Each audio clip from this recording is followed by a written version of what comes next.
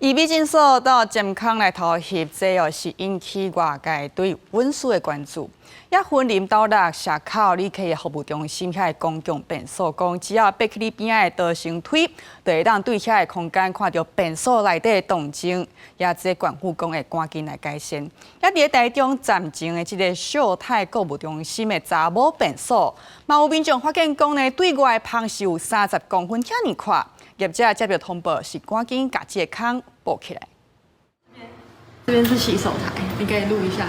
民眾為洗手台邊仔的空棚捅出頭，看視科會發現另外一邊竟然是便所。台中有民眾佇社群平台反映，最近去東區站前秀泰 S 字館3樓的便所，發現邊仔一間是查某便所，對外有大約30公分寬的空棚，提起網友去便所愛洗字。我這樣整個人側身都可以進去，應該至少也有個30公分吧。如果真的遇到那種有心想要偷拍，或者是那種可能小朋友好奇，就可能會從那邊鑽進鑽出，蠻沒有安全感的啦。這個購物中心有商場甲電影院出的人真多，其他民眾認為代誌涉及運輸去便所會提高警覺。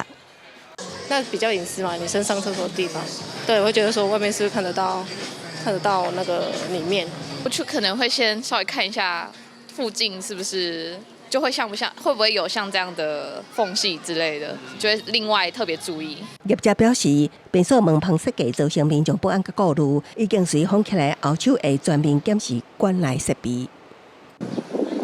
東莞因為便所運輸引起議論的，也有雲林縣斗六市的社口旅客服務中心的公共便所。今年底加都引進無印良品門市業者進駐，即嘛有民眾發現，只要爬上公共便所邊的逃生梯，就會當透過中央夾層看到便所內動靜。沒有發現，是可以加強。廁所設計就是為了通風，那因為後來因為逃生梯的那個設置之後，會有這個落差，那這個部分我們趕快來處理。雲林縣府表示，建築建體設計以通風為主，逃生梯是後來設置，後手會趕緊改善夾層的問題。記者綜合報道。